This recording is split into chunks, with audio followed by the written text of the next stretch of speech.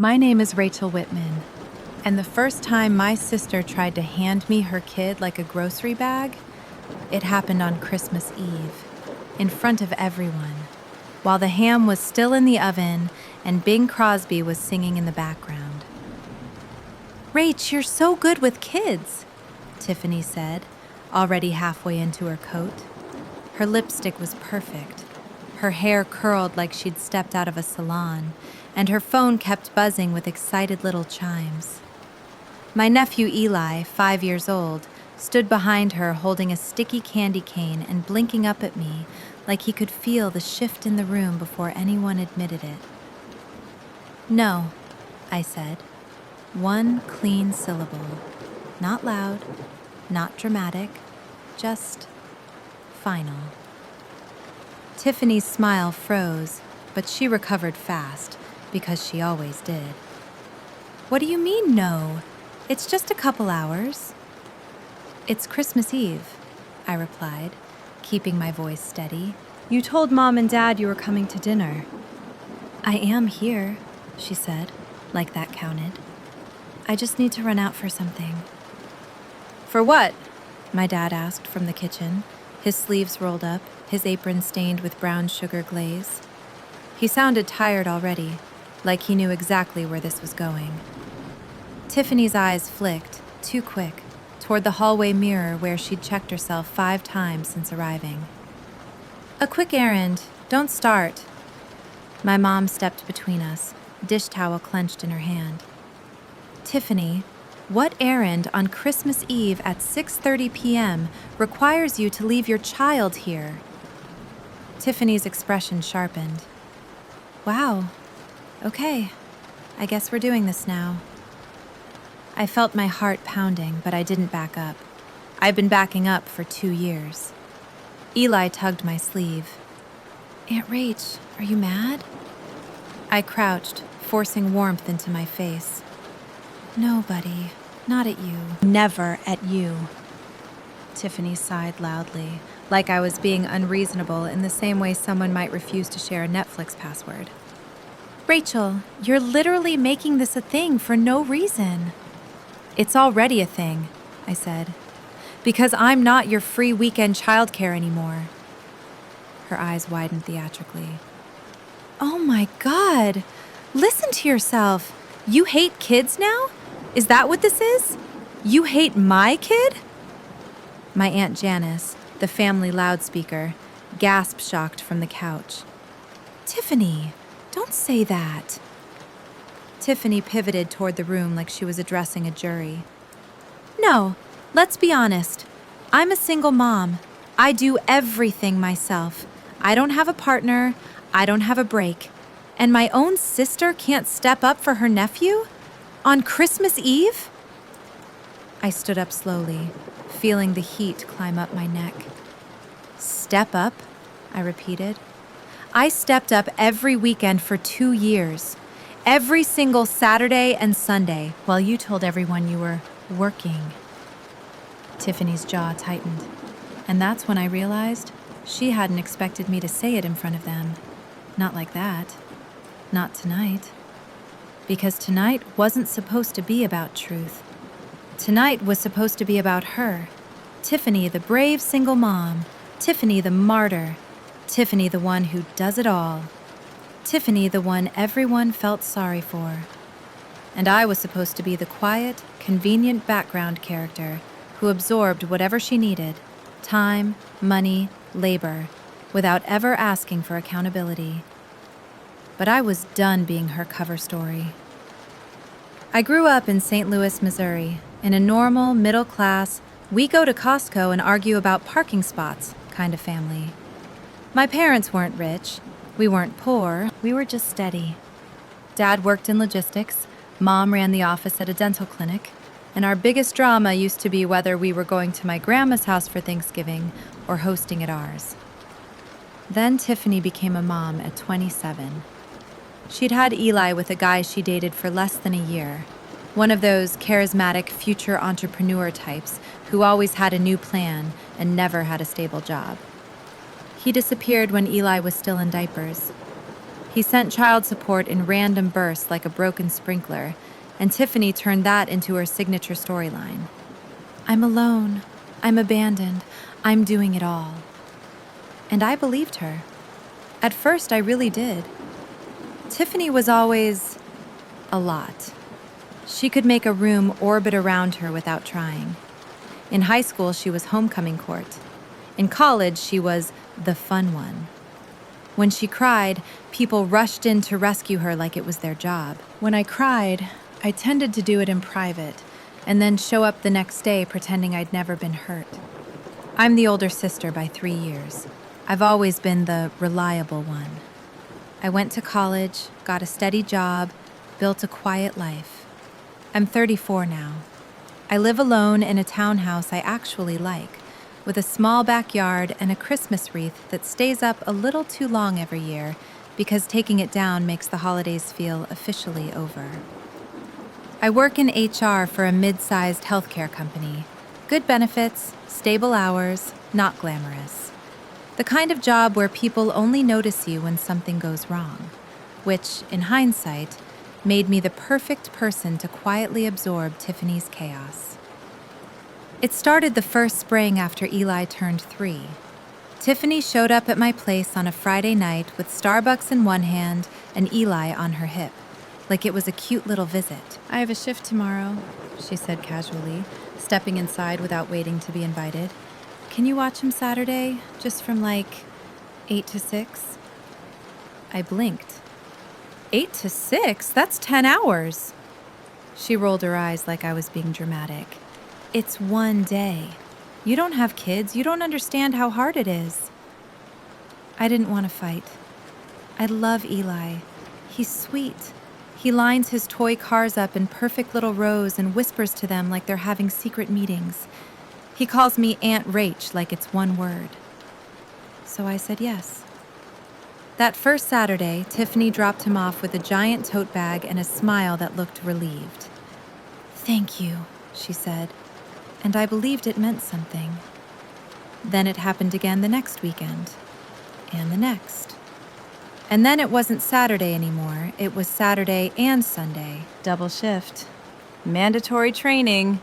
My manager is being insane. I'll owe you. At first, I kept track in my head, the way you do when you're trying to be fair. I told myself, she's a single mom, she's drowning, this is what family does. Then the excuses got inconsistent. Once she told me she had to work late because they were short-staffed. 2 hours later, I saw a story on her Instagram, her drink clinking against someone else's drink under neon lights, a caption that said, "When the girls finally drag you out." I stared at my phone like it had slapped me. Maybe she posted an old video, I told myself. Maybe it wasn't that night. But then it happened again. Different weekend, different excuse, different shift, and there she was again in a boomerang video with her hair done, dancing in a crowded bar like she didn't have a 5-year-old sleeping in my guest room. I started to feel stupid. Not because I was helping Eli. I would never regret loving him. But because Tiffany wasn't drowning. She was floating, and she was using my arms as her raft. The worst part wasn't even the time. It was the way she acted like it was my obligation. Like she'd made some invisible contract on behalf of the entire family, stamped it with single mom, and expected everyone to sign in blood. If I ever hesitated, Tiffany would tilt her head and go cold. I guess you just don't care, she'd say. I guess I know who I can't count on. Once she actually said, "You know, Rachel, some women just don't have that maternal instinct. It's kind of sad." She said it with a laugh, but it landed like a stone in my chest. Meanwhile, I was the one buying Eli's snacks because Tiffany would drop him off with half a bag of stale crackers and a juice box. I was the one buying him a little Spider-Man toothbrush because he kept using mine. I was the one washing his clothes because Tiffany's bag always smelled like old fast food and laundry that had sat too long in a wet machine. And I didn't do it because I wanted credit. I did it because Eli was a kid, and he deserved consistency, even if his mother treated consistency like something other people were supposed to provide. It became a routine. Friday night text. Drop off at 8 tomorrow. Not, can you? Not, are you free? Not, please. Just drop off.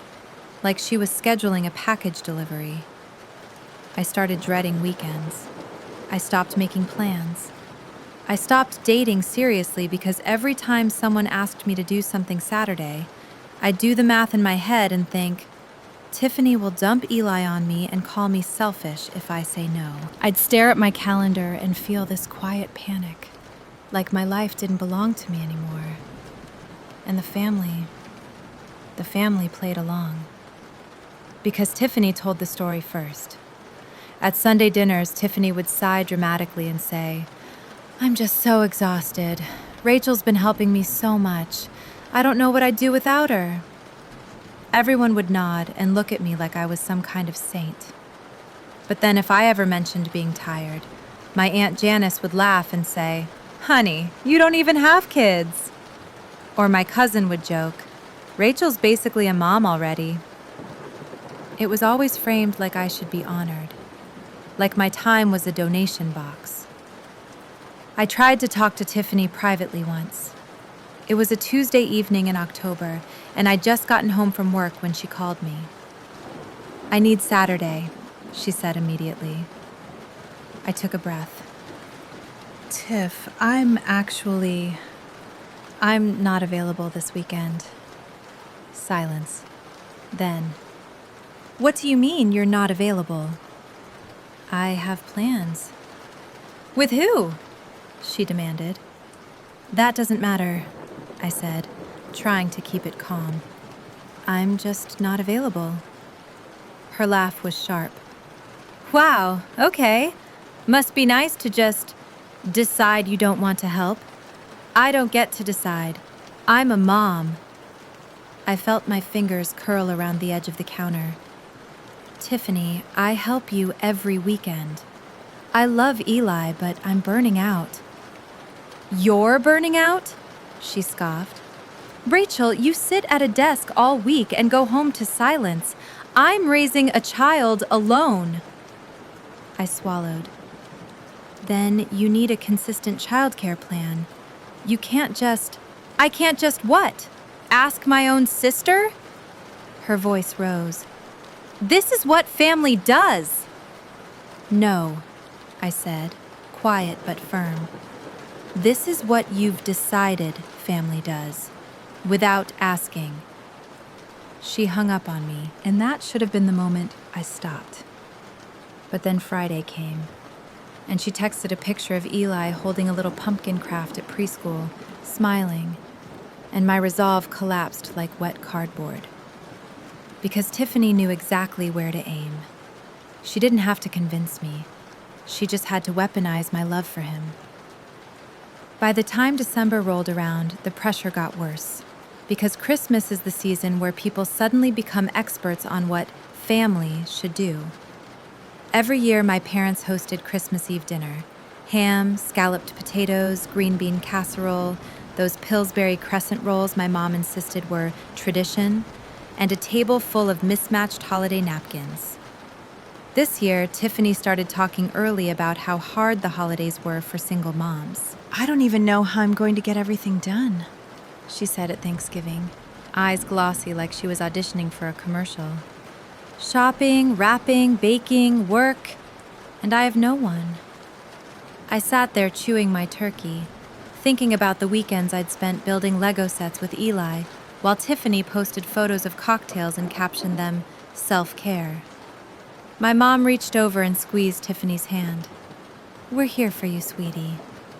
Tiffany glanced at me. Yeah, she said. Rachel's been a lifesaver. Everyone looked at me, and I smiled, because what else could I do? But something in me started to shift. Not anger exactly, more like clarity. I'd been acting like I needed Tiffany's permission to protect my own life, and I didn't. The final straw came 2 weekends before Christmas. Tiffany texted me Friday at 11:42 p.m. Drop off 9 a.m. I have a mandatory shift. I stared at the message in my dark bedroom. I'd worked a full week. My laundry was piled on the chair, and I'd been looking forward to sleeping in. I felt this wave of exhaustion so strong it almost made me nauseous. So I typed, "I can't tomorrow." 3 dots appeared immediately. Then, "Excuse me?" I waited, breathing, trying not to cave. I typed, "I need a break. I can do next weekend for a few hours, but not this one." The phone rang. Tiffany didn't text back. She called, because calls are harder to ignore. I answered, because I'm not brave in the way movies are brave. I'm brave in the way real life demands. Shaky, sweating, still doing it anyway. "Tiffany," I said. Her voice came out sharp and mean. "Rachel, you are not doing this right now." "I am," I said, surprising myself with how steady it sounded. "I'm saying no." "You can't say no," she snapped. "You don't get to opt out of being an aunt." "I'm not opting out," I said. "I'm setting a boundary." She laughed, ugly. "You're setting a boundary? Rachel, you're setting a boundary like you're some influencer therapist on TikTok." My stomach tightened. "You need to find childcare." "I have childcare," she said. "I have you." "No," I replied. "You've had me, for free, every weekend, and you've lied about it." Silence. Then her voice dropped into something colder. "What are you talking about?"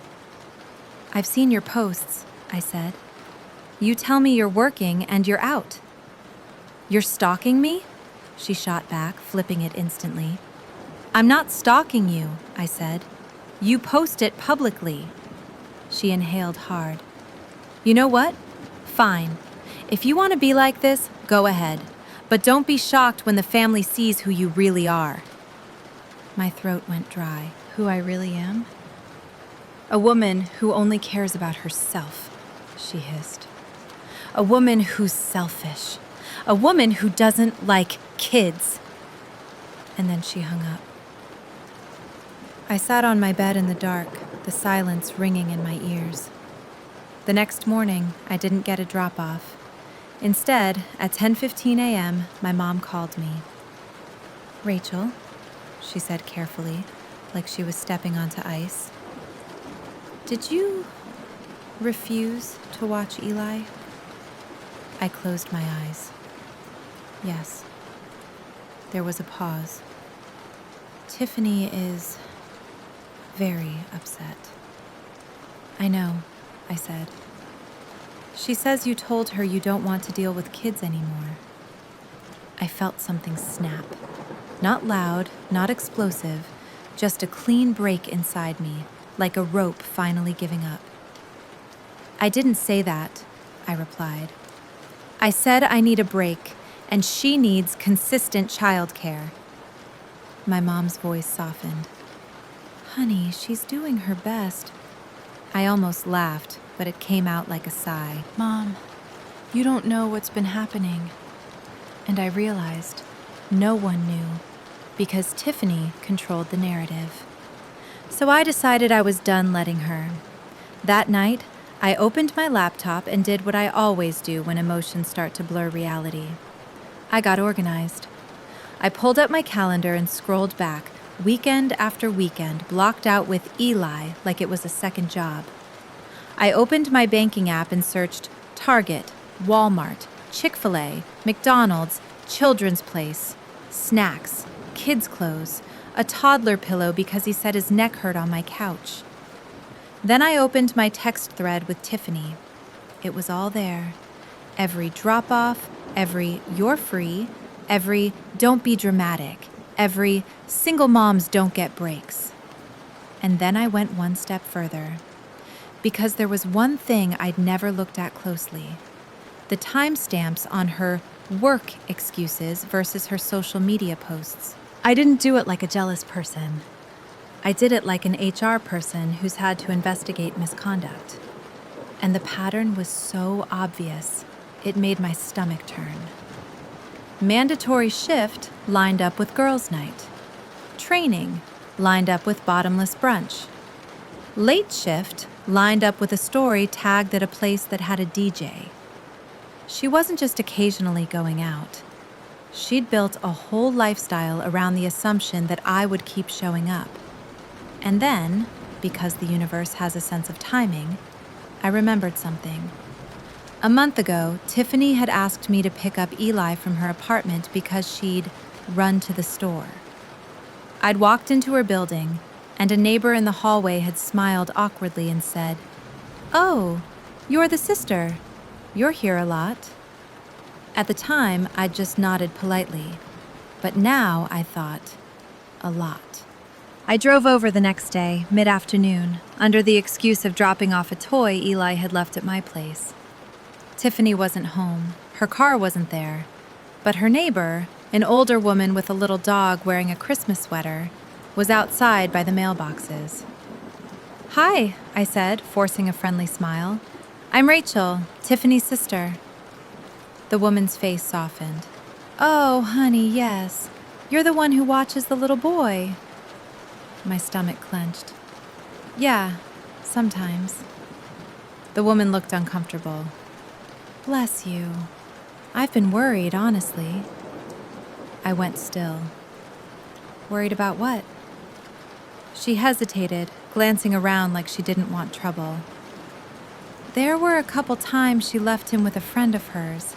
Not you, like late at night." My skin went cold. "What friend?" "I don't know his name," she said quickly. "A guy. Loud. Smelled like beer. They were laughing in the hallway." I swallowed. "Did you ever see Eli alone?" The woman's eyes softened with something like pity. "Once. He was sitting by the door with his little shoes on. It was after midnight. I knocked because I couldn't sleep and I heard him. He said, 'Mommy's coming back.'" My throat tightened so hard I could barely breathe. I didn't want to believe it, but I couldn't ignore it either. I drove home shaking, gripping the steering wheel so hard my hands cramped.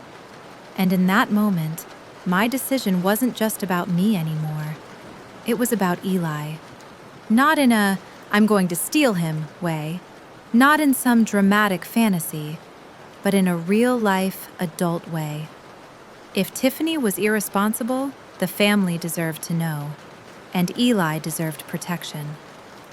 So I made a plan. Not a revenge plan, a clarity plan. I created a simple document, 1 page, no drama, just facts. Dates I watched Eli, times Tiffany said she was working, screenshots of posts with timestamps, receipts of expenses I covered, and one line at the bottom. Starting January 1st, I will no longer provide unpaid weekend childcare. If you need childcare, we can discuss a paid schedule with advance notice, or I can help you find a licensed sitter/daycare. It was firm, clean, adult. I printed it, and I decided the right moment to bring it up would be Christmas Eve, when the whole family would be there, when Tiffany couldn't twist my words later, when everyone could hear the exact same truth at the same time. Which brought me back to the kitchen, the ham, the music, and Tiffany halfway into her coat. She tried again. "Rachel, stop being weird. Just take him." I looked around the room. My parents, my aunt, my cousins, the Christmas tree lights blinking softly like they didn't realize a war was starting. I reached into my purse and pulled out the document. Tiffany's eyes narrowed. "What is that?" "A schedule," I said, and my voice didn't shake this time. "And receipts, and screenshots." My Aunt Janice made a small sound like she'd just smelled smoke. Tiffany's face changed, fast. Are you serious right now? You're going to embarrass me in front of everyone? No, I said. You embarrassed me when you told people I'm selfish and hate kids because I stopped being your free labor. Tiffany's voice rose. Because you are selfish! Eli flinched at the volume. I breathed in, slow, controlled. Then I said, Everyone, I need you to hear this clearly. I love Eli. I will always love Eli. But Tiffany has been leaving him with me nearly every weekend for 2 years, and she has not been honest about why. My mom's mouth fell open slightly. Rachel. Tiffany laughed too loudly. Oh my God, here we go. She's doing her little PowerPoint. I ignored her and set the papers on the table like I was placing down something heavy I'd carried too long. These are the weekends, I continued. These are the texts. These are the posts from the same nights she told me she was working. My cousin leaned forward.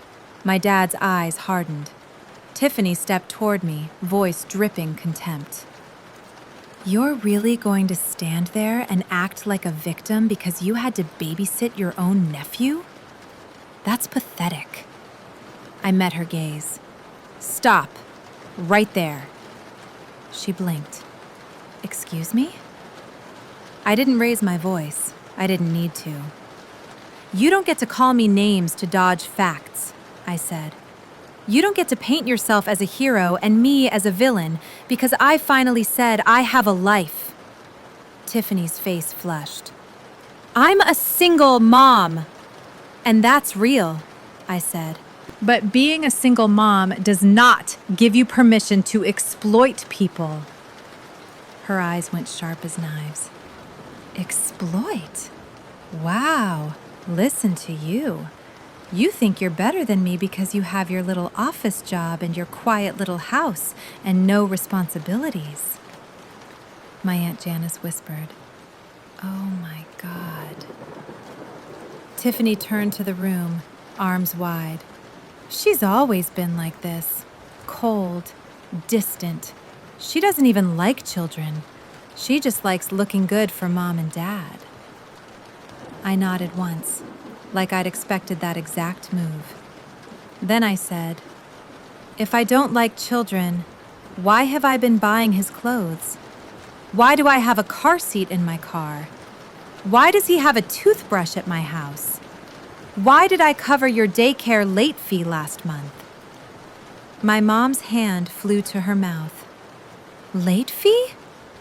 Tiffany's eyes flickered. I pulled out one more sheet and slid it across the table. It was a screenshot of a Venmo request Tiffany had sent me at 2:17 a.m. 3 weeks ago. Can you spot me $120? Babysitter wants cash. I looked at my family. She had a babysitter, and she wasn't at work. She was out. Tiffany's voice rose into something panicked. That's not... Rachel, you're twisting... My dad spoke, low and dangerous.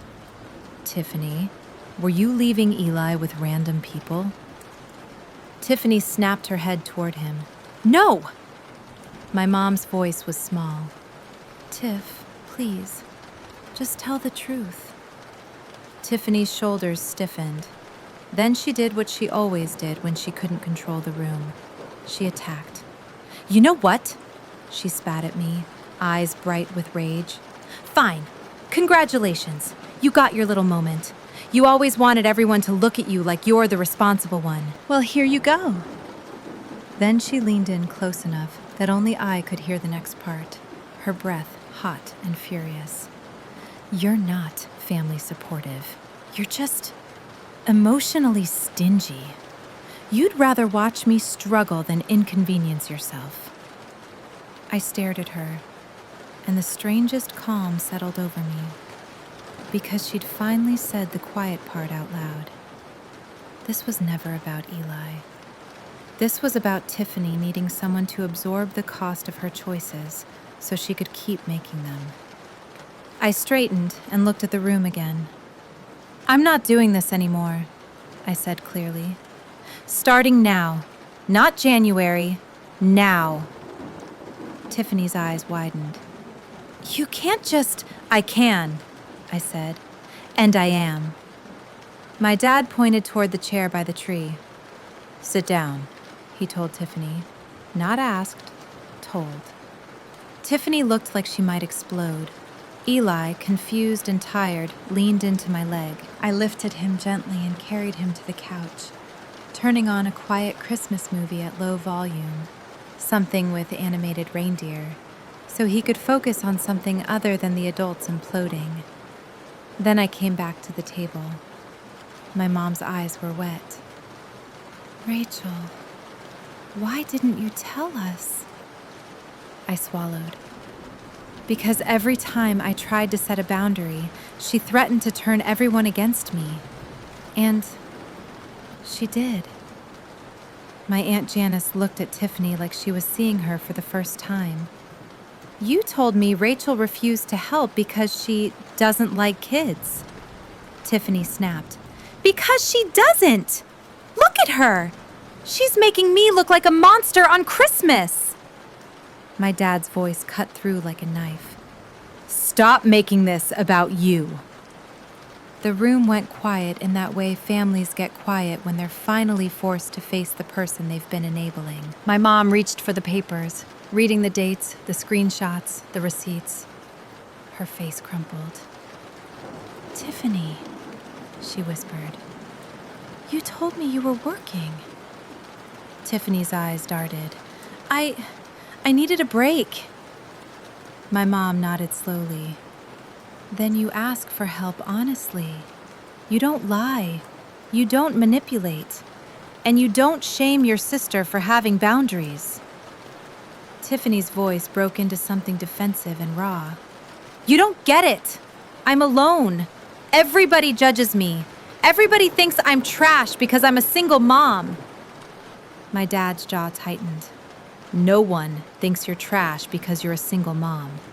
People are upset because you used your child as leverage." Tiffany's face twisted. "He's my son!" "And he's our grandson," my mom said sharply, and I almost fell over because my mom rarely raised her voice. "And I won't have him treated like a pawn." Tiffany blinked like she couldn't compute that the family wasn't automatically siding with her.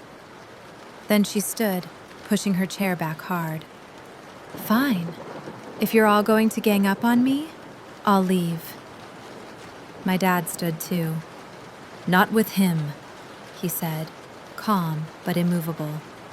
"Not tonight. You're upset. He's staying here." Tiffany's face went pale. "You can't keep my child from me." My dad didn't flinch. "We're not keeping him. We're making sure he's safe while you cool off. If you walk out right now, you're walking out alone." Tiffany looked at me like she wanted to burn me alive with her eyes. "This is your fault," she hissed. I didn't react the way she wanted. I didn't cry. I didn't apologize. I just said, "No, Tiffany, this is the result." She stormed toward the door, yanking it open so hard the wreath on the outside swung crooked. Then she was gone. The house stayed silent for a few seconds. The only sound the soft, movie dialogue from the living room and the faint crackle of the fireplace. My mom sank into a chair like she'd aged 10 years. "Oh, God." I sat beside her, voice quiet. "I don't want to take Eli away from her, but I also can't be the invisible safety net while she keeps lying." My dad rubbed his forehead. "We should have paid attention." My Aunt Janice cleared her throat awkwardly. "Well, I guess I owe you an apology, Rachel." I nodded once.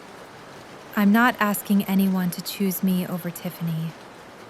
I'm asking for the truth to be acknowledged." That night, Eli fell asleep on the couch under a Christmas blanket, his little hand curled around a plush reindeer. I watched him breathe, slow and even, and I felt two things at once: heartbreak and relief. Because the truth was out. But now we had to do something with it. The next morning, Tiffany texted my mom a string of angry messages. She claimed we ambushed her. She said I was turning everyone against her. She said I was obsessed with proving I'm better. But this time, she didn't get the last word. My mom replied with something simple. We love you. We love Eli. But things are changing. We will help, but not in secrecy and not through lies. My dad found a list of licensed childcare providers in her area. My mom offered to help pay for an occasional sitter if Tiffany was honest and scheduled it in advance. My aunt even, shockingly, offered to take Eli one Saturday a month. But here was the part Tiffany didn't like. We set rules. No more last-minute drop-offs. No more mandatory shifts without proof. No more dumping responsibility on me because I'm the quiet one. And I set my own boundary too. Written, clear, and non-negotiable. I would babysit only if I agreed in advance, and only for a limited window. Not full weekends, not overnight, not as a default setting for Tiffany's social life. When Tiffany realized the whole family had changed the terms, she tried one last tactic. She posted on Facebook 2 days after Christmas. It's crazy how people preach family until you actually need them. Some hearts are just empty. People reacted. People commented. People did the little sad face emoji parade. And for a moment, I felt that old panic, that fear of being misunderstood. Then my cousin texted me a screenshot and wrote, "She's fishing. Ignore it. We know." And something in me settled, because I didn't need to chase the narrative anymore. The narrative had finally caught up to the truth. A week later, Tiffany showed up at my door unannounced. I opened it, and there she was. No makeup, hair pulled back, eyes puffy. For a second, I saw her not as my enemy, not as the villain in my story, but as a person who'd been running from herself for years. "I'm not here to fight," she said quietly. I didn't invite her in yet. "Okay," she swallowed. "I messed up." I waited. She looked down. "I got used to having people save me. And I told myself I deserved it because I'm tired. And I am tired, Rachel. I'm exhausted, but I took it out on you." I crossed my arms, leaning against the doorframe. "You didn't just take it out on me. You tried to ruin how people see me." Her eyes filled. "I know." I stayed quiet, letting her sit in it. Then she said the one thing that actually mattered. "I shouldn't have used Eli like that." My throat tightened. "No, you shouldn't have." She nodded, wiping her cheek. "I'm going to therapy. Mom made me, well, not made me, but she said she'd help pay if I actually go." I almost smiled at that, because my mom's version of a boundary is basically a steel wall covered in floral wrapping paper. Tiffany looked up at me, voice small. "Do you still want to be in Eli's life?" I blinked, stunned by the question. "Of course," I said. "But it has to be healthy, for me and for him." She nodded, breathing out. "Okay." I didn't forgive her instantly. I'm not built like that. But I did something I'd never done before. I told the truth without softening it. "I love my nephew," I said. "I'll show up for him. But I'm not your default babysitter. I'm not your scapegoat. And I'm not the villain in your story just because I finally chose myself." Tiffany nodded again, slower this time, like the words were landing in places she'd avoided. I understand, she whispered, and for the first time in years, I believed she might actually mean it. That spring, life changed in small, real ways. Tiffany still struggled, because parenting is hard and single parenting is harder. But she started asking instead of demanding. Sometimes I said yes, sometimes I said no. And when I said no, the world didn't end. Eli started preschool and came home with glitter-covered crafts and stories about his best friend who always traded snacks. I started taking my weekends back. I joined a Saturday morning yoga class. I went to Target without rushing. I went on a date that didn't end with a frantic text about drop-off time. And one Sunday in April, Eli looked up at me while we were building a little model dinosaur and said, "Aunt Rach, you're happy now." I swallowed around the lump in my throat. "Yeah," I whispered. "I am." Because the truth is, I never hated kids. I hated being trapped. I hated being used. I hated being painted as selfish just because I stopped letting someone else spend my life like it was their credit card. Christmas didn't fix everything, but it exposed everything. And that was the beginning of a better kind of family. One where love didn't require silence, and boundaries weren't treated like betrayal. Some people call that selfish. I call it finally choosing a life that's mine, and showing my nephew what self-respect looks like. So one day, he doesn't mistake manipulation for love.